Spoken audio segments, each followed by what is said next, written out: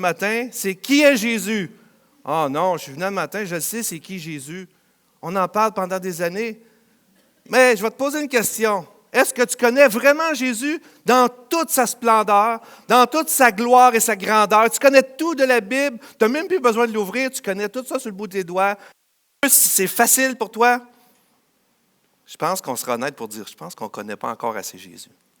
Et j'ai aimé, je m'abandonne. Je veux te connaître plus. Et savez-vous que la vie éternelle, ce n'est pas juste de vivre éternellement dans un endroit merveilleux qui est le ciel, mais la vie éternelle, Jésus a dit, c'est de te connaître toi, le seul vrai Dieu et celui que tu as envoyé. Je pense que Jésus, nous devons le connaître de plus en plus. Jésus, c'est un personnage qui a bouleversé le monde entier. Jésus est le personnage qui a changé le cours de l'humanité, de l'histoire entière. Et dans le Journal de Montréal, mardi 24 décembre 2019, voici ce qu'il est écrit. Ça dit, on vient parfois à oublier en parlant de Jésus tellement le sens des origines et du secret nous font défaut. Mais Noël, on n'est pas très loin, hein, ça donne bien, on n'est pas très loin, on vient de le passer. Avant toute chose, marque la naissance de Jésus-Christ. Oh, journaliste du Journal de Montréal, il sait que c'est la naissance de Jésus. Il dit, ça marque la naissance de Jésus-Christ, son existence historique est généralement reconnue, qu'il s'agisse ou non du Fils de Dieu, qu'il ait accompli des miracles et qu'il soit venu parmi les hommes après la résurrection est toute une histoire, est toute une autre histoire, mais elle est là, cette histoire-là, qui révèle de la foi. Depuis 2 millénaires, les hommes ont cru en la parole de Christ et ont cherché comme ils l'ont pu à améliorer le monde dans la promesse de l'au-delà censée réconcilier les êtres sous le signe d'une félicité, quel mot, éternelle. La foi a suscité un immense dévouement, de formidable élan de bonté. La musique, la peinture, la littérature, l'architecture ont cherché à élucider son mystère. Mais Noël, chaque année, permet à méditer sur son sujet. La culture populaire, le monde en général entier, est encore empreint de cette histoire. Qu'on croit ou pas en Jésus, je peux te dire, remercie-le pour les congés que tu as eus en ce moment, parce que c'est grâce à lui. Amen. Mais ce n'est pas un hasard.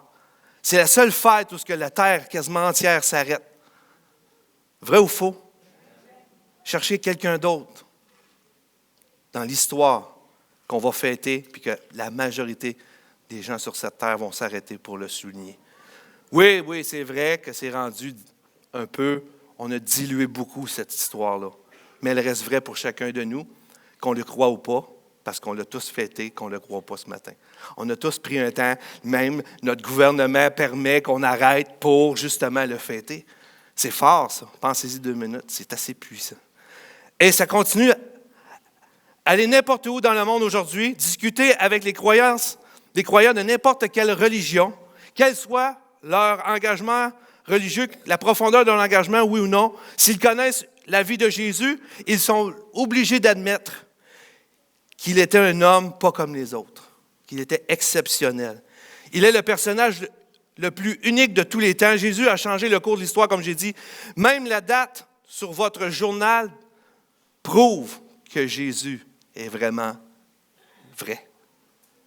Qu'il est le Fils de Dieu, qu'il est Jésus de Nazareth, qui a vécu sur cette terre près de 2000 ans. Assez surprenant quand même, hein? Qu'on le croit ou qu'on ne le croit pas, Jésus va faire quelque chose, il ne te restera pas indifférent. Jésus ne laisse jamais personne indifférent. Je vous le garantis, partout ce que vous allez commencer à parler de Jésus, vous allez voir des réactions. Peu importe la réaction, ça dérange. Parce que Jésus n'est pas comme les autres. Mais qui est-il vraiment? Est-ce que cette question-là est toute nouvelle? Eh bien, on va aller lire dans dans Luc 9, versets 18 à 26. Je ne l'ai pas affiché, mais je vais le lire pour vous. Et c'est surprenant de voir comment que ce qu'on vient de voir, ça s'est passé il y a 2000 ans encore. Et dans Luc 9, à partir du verset 18, ça nous dit, « Un jour que Jésus priait à l'écart, ayant avec lui ses disciples, il leur posa 7 questions. « Qui dites-vous que je suis? » Voyons, Ses disciples, ils connaissent Jésus depuis le temps qu'il est avec. C'est comme nous ce matin. Ben, on connaît Jésus. Mais il dit, qui dites-vous que je suis? Ils répondirent, les Jean-Baptiste. Oh, spécial. Les autres, Élie. Les autres, qu'un des anciens prophètes est ressuscité. Et vous, leur demanda-t-il, qui dites-vous que je suis, vous, mes disciples? Quelle est votre opinion à vous? Parce que trop souvent, on a l'opinion des autres. Alors, remarquez ça souvent, je dis, t'as-tu vu à la TV, t'as-tu entendu dire à la radio? J'ai entendu dire. Dans notre bouche, quotidiennement, on entend, j'ai entendu. Mais toi, as-tu une opinion de Jésus? Soyons honnêtes, il faut se faire une opinion. Et il va dire, et vous? Qui dites-vous que je suis? Et Pierre répondit, le Christ de Dieu. Jésus leur recommanda sévèrement de ne le dire à personne. Et il ajouta qu'il fallait que le Fils de l'homme souffrit beaucoup, qu'il fût rejeté par les anciens, par les principaux sacrificateurs et les scribes. Les gens de cette époque qui, supposément, connaissent très bien la Bible, devraient connaître Jésus. Mais Jésus les avertit de faire attention à ces gens-là. Et il leur dit qu'il va ressusciter. Si quelqu'un veut venir après moi, qu'il renonce à lui-même et qu'il se charge chaque jour de sa croix et qu'il me suive. Car celui qui voudra sauver sa vie la perdra, mais celui qui la perdra à cause de moi la sauvera. Très intéressant. Et que servirait-il à un homme, à une femme, à qui que ce soit sur cette terre de gagner tout le monde s'il détruisait ou se perdait lui-même ou il perdait son âme, selon d'autres versions. Car quiconque aura honte de moi et de mes paroles, le Fils de l'homme aura honte de lui quand il viendra dans sa gloire et dans celle du Père et de ses saints anges. La question, elle est là, et le reportage et tout ce qu'on vient de voir, ça ne change pas, parce que tout le monde veut avoir une opinion de qui est Jésus. Et je crois que chaque personne ici sur terre doit connaître réellement qui est Jésus. Et l'Église ici, pourquoi qu'elle existe? Pour une des choses, c'est que vous puissiez connaître qui est vraiment Jésus. Amen. Pas à travers une croyance, à travers une philosophie, à travers ma façon de voir, mais à travers ce que la Bible dit. C'est pour ça qu'on cite beaucoup de versets dans la Bible, dans cette Église, parce qu'on veut que vous connaissiez Jésus. Plus. Moi, je le connais, Jésus, mais je ne le connais pas encore assez. Qui est Jésus? Matthieu 16, 16. Juste cette parole-là que Pierre va répondre à Jésus. Il dit, tu es le Christ, le Fils du Dieu vivant. Quelle déclaration! Nous, on lit ça souvent en 2019. Ah ouais, c'est bon. Mais arrêtez-vous quelques secondes. Quelle déclaration! Tu es le Christ, le Fils du Dieu vivant. C'est spécial. Il faut souligner qu'à l'époque biblique, du temps de Jésus, déclarer une telle chose était très dangereuse. Non? Oui, c'était très dangereux de déclarer que Jésus était le Christ, qui veut dire loin, celui que Dieu a choisi. L'onction est sur lui. Dieu a choisi Jésus loin, le roi. Les Juifs connaissent ça. Eux, ils connaissent ça parce que c'est l'époque est comme ça. Il est choisi, c'est lui le roi d'Israël.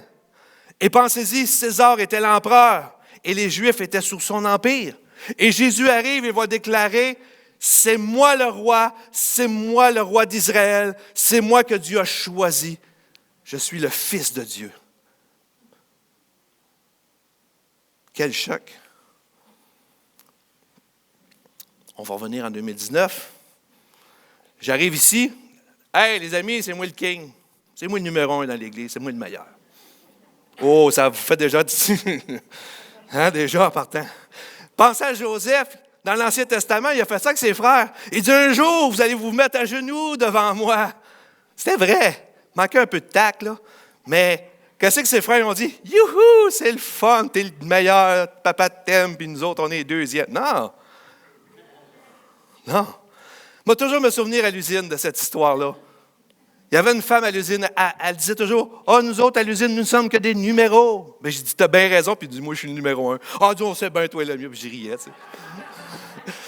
Je riais. Mais pensez-y une minute, de faire une telle déclaration. Et encore aujourd'hui, de dire que Jésus est le Fils de Dieu, on l'a vu. Ouais, c'est Jésus, mais le Fils de Dieu, c'est un prophète. Pas sûr, pas certain. Mais il est le Fils de Dieu. Et ça va loin.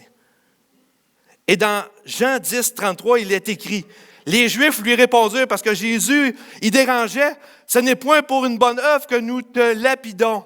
Est-ce qu'ils voulaient lapider Jésus, là, parce qu'ils n'aimaient pas Jésus, parce que Jésus dérange la religion? Oh oui, parce que Jésus n'est pas une religion. C'est dérangeant, parce qu'il brise tous nos petits concepts de façon de voir les choses. Il brise tout ça, parce que c'est lui qui vient à nous. Nous, on essaie d'aller chercher Dieu à travers nos façons de faire, à travers notre religion, à travers notre piété, à travers nos œuvres, à regarder si je prêche bien, à regarder si je joue bien, à regarder si je fais des bonnes choses, à regarder... Non, ça n'a aucun rapport. C'est Dieu qui vient vers nous.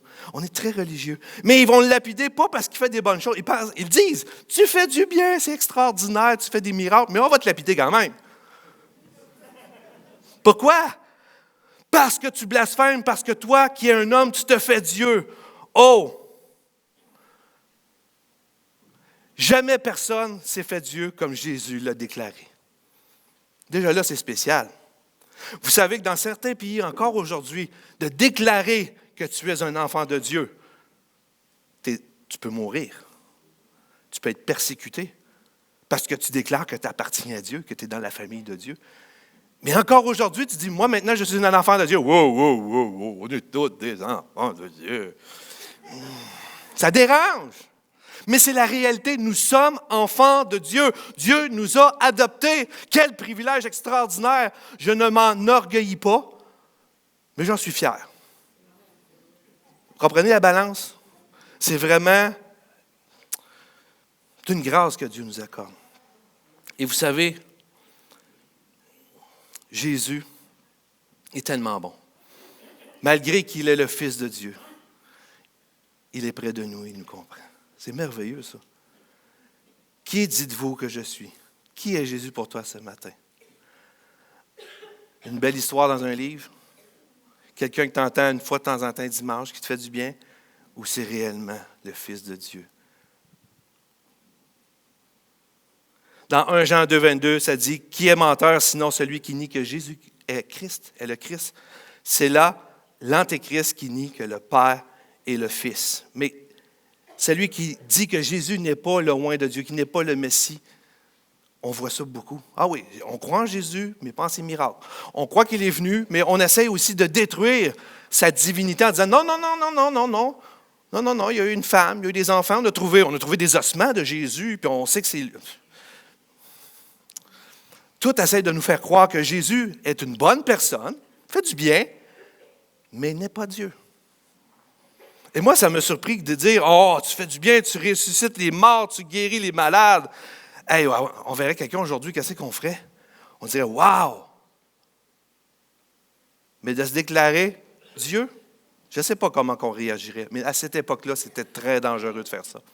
Parce que les Juifs, ils disent, « Non. Il y a un seul vrai Dieu. » Ils avaient raison. Mais où ce qu'ils n'avaient pas raison, c'est de voir à quel point Dieu était pour venir comme un homme sur cette terre, afin de nous montrer qui il était réellement. Et ça, c'est extraordinaire, frères et sœurs. Colossiens 2, 8 et 9, ça dit « Prenez garde que personne ne fasse de vous sa proie par des philosophies et des vaines tromperies, s'appuyant sur la tradition des hommes, sur les rudiments du monde et non sur Christ. » Gardez ce qu'il déclare ici, je l'ai souligné, je ne sais pas si on le voit bien, « Car en lui, en Jésus, habite corporellement toute la plénitude de la divinité. » C'est vrai que Dieu, on ne pourra jamais le voir. Mais Dieu, il nous aime tellement qu'il est devenu un homme à travers Jésus-Christ. Et en Jésus-Christ habite corporellement toute la plénitude de Dieu. Tu veux voir qui est Dieu? Tu veux connaître qui est Dieu? Regarde Jésus, parce que Jésus est Dieu ce matin. Je le déclare haut de cette tribune, Jésus est Dieu. En lui, en Jésus, dans tout le message ici, vous allez avoir l'image de Dieu. C'est pour ça qu'on vous encourage à lire la Bible, pour aller chercher votre opinion de qui est Jésus, de vivre cette expérience entre la parole de Dieu, qu'elle devienne vivante et que l'Esprit rentre en vous et vous convainc. Pas nous. Moi, je n'ai pas besoin de convaincre personne ce matin. Dieu est assez grand pour convaincre les gens tout seul, avec son esprit. Mais je vais en parler, par exemple. Oh, que je vais en parler. Oh oui. Avec sagesse, mais je vais en parler.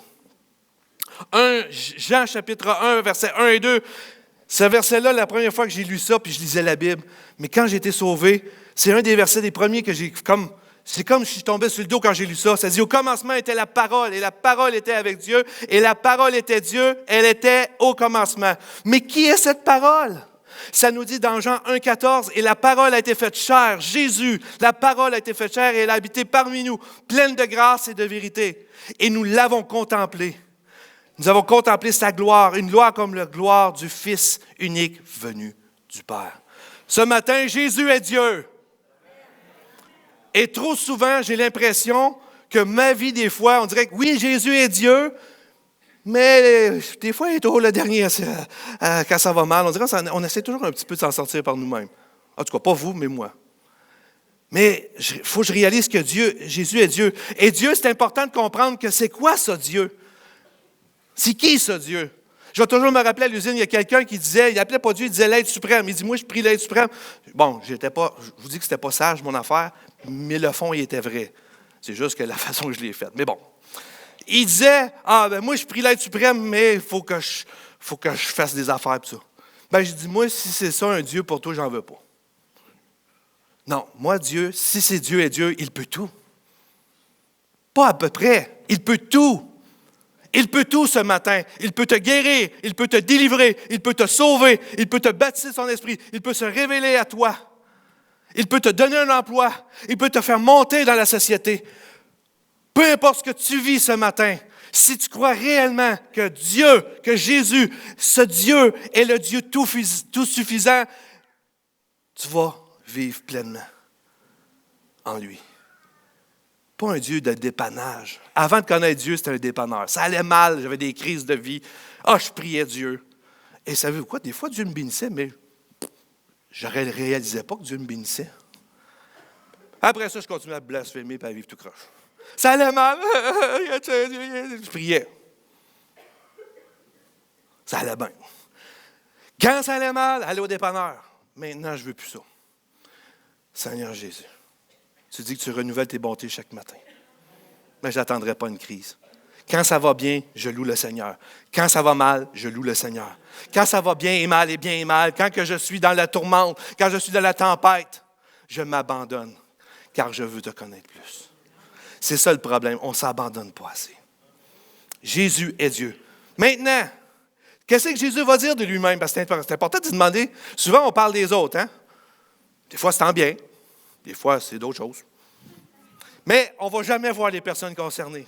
Frères et sœurs, on est des adultes. Allons voir les personnes concernées. Et je pense que Jésus a le droit de parler ce matin. Amen. Et dans Jean 14, 6 et 7, Jésus va dire quelque chose d'extraordinaire encore ici, qui va bouleverser encore l'histoire. Il dit, je suis le chemin, la vérité et la vie.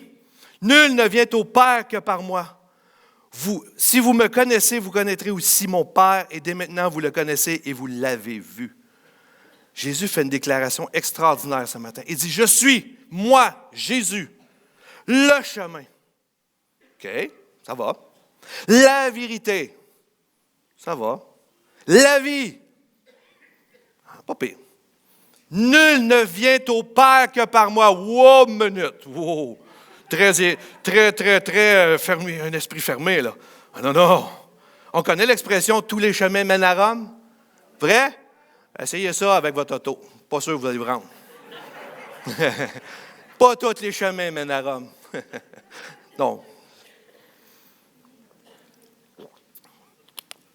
On dit que toutes les religions sont bonnes. Eh oui.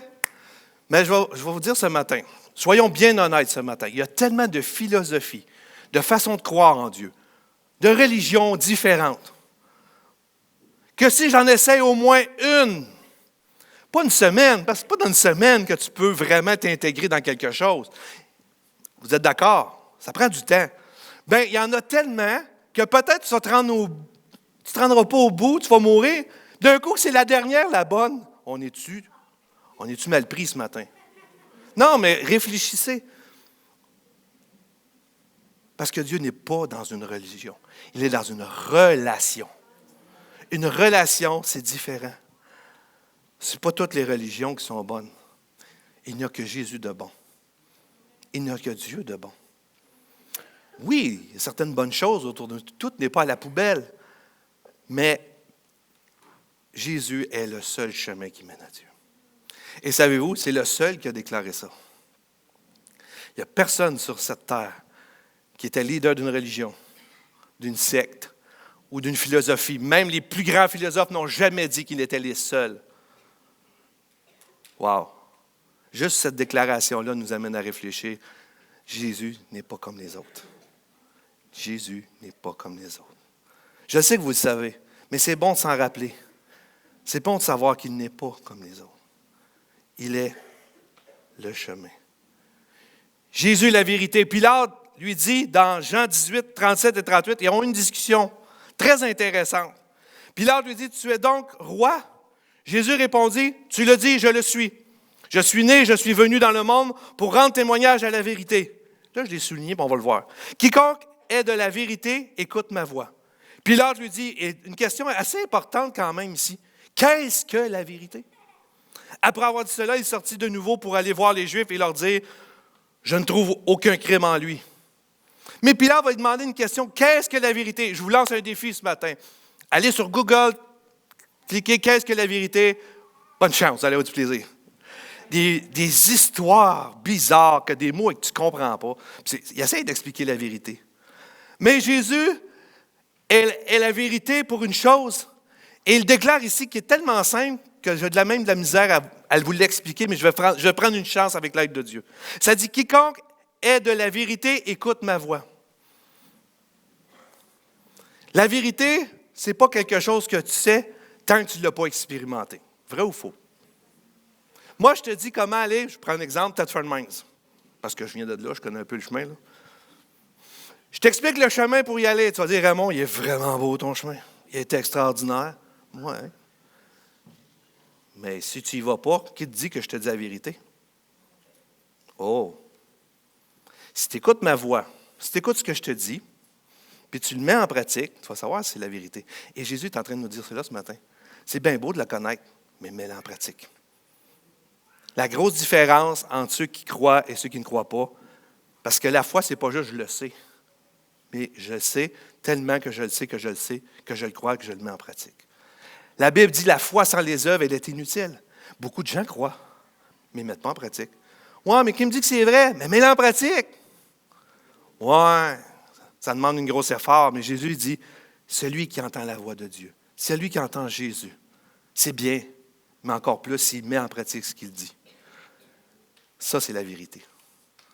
Et Jésus jamais va nous emmener dans un chemin autre qu'un bon chemin. Amen. Jésus est la vérité. Et il faut que je vous lise quelque chose que j'ai découvert en faisant mon... C'est tellement bon que je ne peux pas passer à côté. Je vais aller le lire parce que je ne l'avais pas mis dans mes notes ici. Là. Je ne savais pas si c'était ça pour vous le lire, mais c'est trop bon.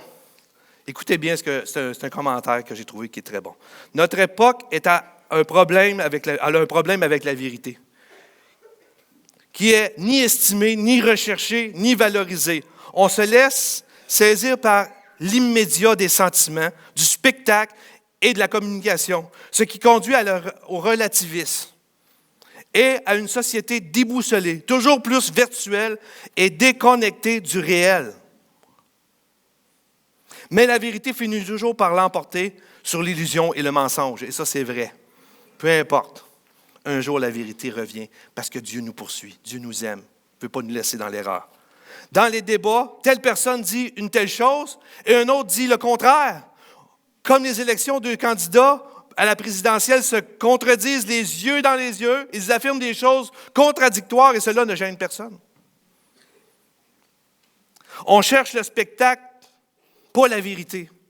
Les gens ne vont pas chercher les chiffres ni les faits. Ce qui les séduit, c'est le divertissement, les spectacles d'un affrontement ou d'un spectacle de sport. Il s'agit de plaire, de susciter des émotions et non de susciter l'intelligence en montrant ce qui est vrai. Par là, il y a une déconnexion avec le réel. L'information tend à présenter des fragments de choses réelles qui, cependant, l'attention et l'occulte le reste, empêchant ainsi la recherche de la vérité dans son entière cohérence et invisibilité. Intéressant, hein? On dirait que ça dépeint notre société d'aujourd'hui. Puis, pas grave. On écoute la radio, il va mouiller ce matin. Quelqu'un va arriver et dit, il annonce de la neige. Ben non, il y a de la pluie. Ben non, ils l'ont dit à la radio de la neige. Oh non, non, il va y avoir du verglas. Hey, juste ça. Ça vous est déjà arrivé d'avoir des conflits de température? Juste là. D'accord? M'a dit, comme un humoriste a dit, il dit, regarde par la fenêtre, ça coûte moins cher. Mais c'est ça, on se fait manipuler. Je l'ai dit tout à l'heure. Comment de fois on dit, j'ai entendu dire, as-tu vu? Mais toi, valide. Et c'est ce que nous voulons faire ici, à cette Église. Nous voulons valider la vérité avec la vérité. Nous allons aller au fond des choses, avec amour, avec l'aide de Dieu. C'est la vérité qui est le plus important. Trop de débats à gauche et à droite, puis tout le monde se contredit, puis on a toutes nos opinions. C'est vrai. On garoche plein d'opinions sur tout, mais est-ce la vérité? Et j'aime quand Lynn avait prêché. C'est vrai, c'est réel, mais ce n'est pas la vérité. C'est la réalité, mais ce n'est pas la vérité. Amen. Donc, Jésus est le chemin, mais il est la vérité. Et une déclaration ici qui est assez frappante. Jésus a dit, celui qui a le Fils a, celui qui n'a pas le Fils n'a pas. Spécial. Tant que tu n'as pas Jésus en toi, tu ne fais qu'exister. Tu ne fais que marcher selon le train de ce monde, selon les pensées de ce monde. Tu t'acquiers de certaines philosophies, certaines pensées, mais tu n'as pas la vie. Pas parce que je le dis, Jésus le dit. Celui qui a le Fils a la vie. Personne ne peut déclarer, si tu viens chez moi, tu vas avoir la vie. Moi, je ferais, Jésus l'a déclaré. Il faut qu'il soit spécial pour déclarer une telle chose. Jésus est la vie. Ça nous dit dans Jean 10, on connaît, Jésus leur dit, en vérité, je vous le dis, je suis la porte des brebis. Tous ceux qui sont venus avant moi sont des voleurs et des bandits, des brigands. Mais les brebis ne l'ont point écouté. Je suis la porte. Si quelqu'un entre par moi, il sera sauvé. Amen. Il entrera, il sortira, il trouvera de pâturage. Le voleur ne vient que pour dérober, égorger et détruire. Mais moi, Jésus, je suis venu avec les brebis et la vie et qu'elle soit dans l'abondance. Quelle est la vie? Tu trouves que ta vie n'a pas de sens? C'est normal, tu n'as pas de vie. Mais non, je respire. La vie, c'est plus que juste respirer. Puis encore là, c'est Jésus qui donne le mouvement et l'être. Le souffle que tu as en toi appartient à Dieu. Vous ne saviez pas ça matin? Mais nous sommes redevables. Mais quand on s'éloigne de Dieu, Dieu est tellement bon, il nous laisse aller. Mais on vit toutes sortes de déceptions parce qu'on est déçus, on a des attentes, on a des choix, et nos choix nous amènent à un endroit. Mais quand on prend des mauvaises décisions, on pointe le ciel et on dit « Comment ça se fait que ça va mal? » Mais oui, mais tu ne t'en vas pas dans le bon chemin. Non. Ce que j'aime de Dieu, c'est que jamais Dieu m'a enlevé toutes sortes de choses. Souvent, il dit, Dieu, tu ne peux plus écouter la TV, tu ne peux plus faire ci, tu es obligé d'aller à l'église les dimanches. Non. Maintenant, j'ai le choix. Je ne suis pas obligé d'être ici le matin. Il n'y a personne qui m'a forcé le matin. Au contraire, ma femme m'empêche parce que je parle trop de bonheur. Non. J'aime l'Église. J'aime être à l'Église. C'est vrai. J'aime être ici. Je ne veux pas montrer aux heures. Non, ça n'a aucun rapport. Tout ce que je fais ne vaut rien. C'est tout ce que Jésus fait qui vaut quelque chose. J'aime Jésus. Je le fais par amour. Parce que Jésus m'a donné la vie. On l'aime, notre maman, parce qu'elle nous a donné la vie. Mais Jésus nous a donné la vie à travers la vie de notre maman. Jésus est tout pleinement. Il satisfait pleinement. Et Jésus est tout suffisant ce matin pour nous. Et j'achève. Car en lui habite corporellement toute la plénitude de la divinité. Et il continue au verset 10. On l'a lu, mais je n'ai pas mis le verset 10. Mais là, je le mets. Vous avez tout pleinement en lui, qui est le chef de notre Église. Amen, je suis content. Il n'est pas écrit là, mais il est le chef de toute domination. C'est pas mal ça quand même. De toute autorité. Amen, je suis content. Hein, Guy, on est-tu content que Jésus, quand on rentre le mardi matin, pas le lundi, puis on sait que Jésus est là. La semaine est moins dure. Parce qu'on sait que ça ne dépend pas de nous. Mais on se réjouit ensemble de voir Dieu agir à travers chacun de vous, à travers chacun de nous dans l'Église. Toute l'année, on a vu Jésus vous bénir, Jésus vous relever, et vous avez persévéré. Et quand on voit ça, on est heureux de voir que Jésus est tout pleinement pour l'Église. Parce que je vous le dis, puis je le dis souvent, prenez notre vie de chrétien, là, enlevez Jésus, on fait tous des burn-out. Je vous le dis, il n'y a pas personne qui est capable d'avoir une vie comme la nôtre. La parole de Dieu, tout ça, mais enlève juste Jésus, mais de faire tout ça, ça prend Jésus. On ne peut pas aider les gens au-delà de ce que Dieu nous donne. On ne peut pas faire l'impossible. Et c'est ce qui est merveilleux, Jésus fait l'impossible parce que nous avons tout pleinement en lui. Trop souvent, malheureusement, j'ai vu des chrétiens qui ne sont pas satisfaits. Et ça arrive qu'on n'est pas... Moi, des fois, je ne suis pas toujours satisfait. Je m'excuse de vous le dire. On cherche à droite et à gauche. On cherche. Une petite parenthèse. Je me rappelle longtemps, quelqu'un il avait été voir, j'ai rien contre ça, là, mais il était voir un prophète, j'ai rien contre ça. Là. Mais il me dit, il faut qu'il vienne à l'église, c'est extraordinaire, tout ça. Je dis, regarde, je dis, c'est extraordinaire ce que tu me comptes, mais s'il ne vient pas, on est dans le chenoute. Vous savez, j'ai toujours des réflexions un peu bizarres. Mais je me suis dit, on est vraiment dans le chenoute, Seigneur, s'il ne vient pas, ce gars-là. C'est correct, j'ai rien contre ça, mais s'il ne peut pas venir, on fait quoi? On dépend de Jésus. Amen. Frères et sœurs, c'est bien de s'encourager. C'est bien de s'exhorter. La Bible nous encourage à le faire. Il n'y a pas de honte à ça de s'encourager. Mais à un moment donné, c'est Jésus qu'il faut qu'il prenne la place. C'est Jésus qu'il faut qu'il prenne le combat. On s'abandonne, et savez-vous quoi dans le combat? Quand on s'abandonne, on apprend à le connaître bien plus. Fait que le prochain combat, on est habitué, on va en prendre un autre. On est habitué, c'est un grand mot, on ne s'habitue jamais. Mais, comprenez? Quand ça va bien, on est capable d'en prendre. Parce qu'on voit que Dieu agit tout le temps. Amen. C'est-tu merveilleux, ça? Nous avons tout pleinement. Je vais inviter les musiciens à s'avancer, s'il vous plaît. Jésus a dit dans Jean 10, 14, « Je suis le bon berger. » Amen. Jésus est le berger. Et le psaume 23, 1 nous dit, un psaume qu'on cite tellement souvent, ça dit, « L'Éternel est mon berger et je... » J'ai pas compris. Si Jésus est vraiment Dieu, le chemin, la vérité, la vie, qu'il est le bon berger, ce matin, je le déclare, pas parce que c'est moi, parce que c'est écrit, c'est lui qui doit honorer cette parole-là. Vous ne manquerez de rien. Je ne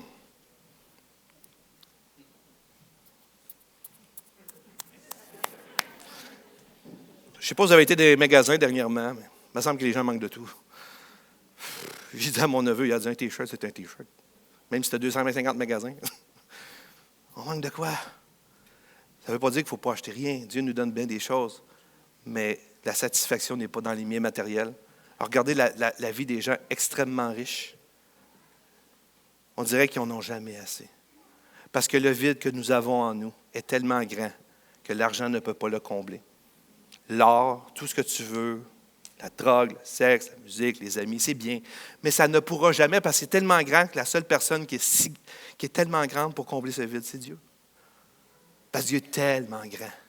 Mais en même temps, il habite en chacun de nous. Quand nous acceptons Jésus, il vient faire sa demeure en nous. C'est extraordinaire. Vous avez tout pleinement en lui.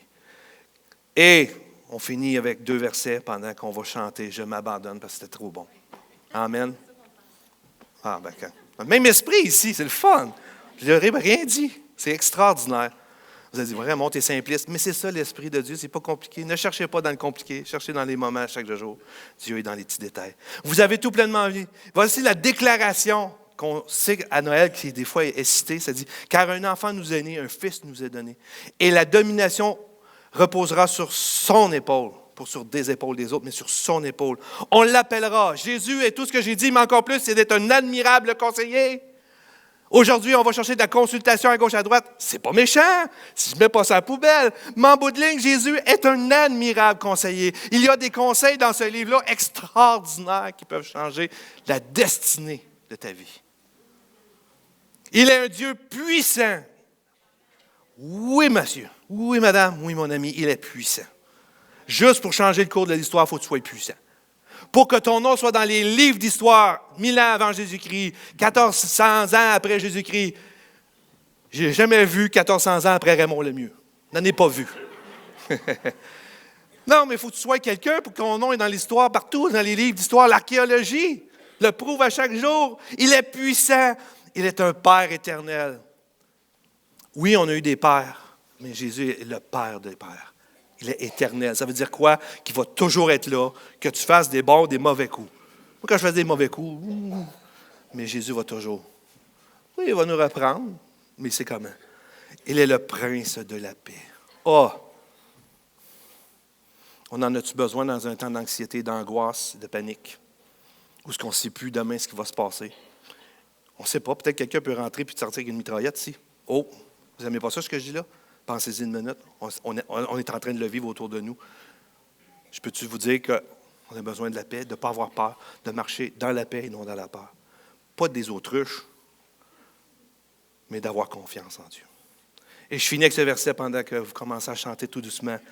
Jésus n'a pas changé. Amen. Il est le même hier, aujourd'hui, éternellement. Ce que vous lisez dans ce livre, ce qui s'est passé hier, va se passer encore aujourd'hui. Que tu le veuilles, que tu ne le veuilles pas, que tu le crois, que tu ne le crois pas, demain, ça va encore se réaliser parce que c'est Dieu. Amen. Et on va finir la réunion en se levant. Je ne fais pas d'appel ce matin, mais je veux qu'on prenne un temps pour dire, Jésus, tu es Dieu, tu es le chemin, tu es la vérité et la vie, tu es tout suffisant, tu es tout cela. Je suis certain que Jésus vous a parlé ce matin pour une de ces choses. Abandonnez-vous. Amen.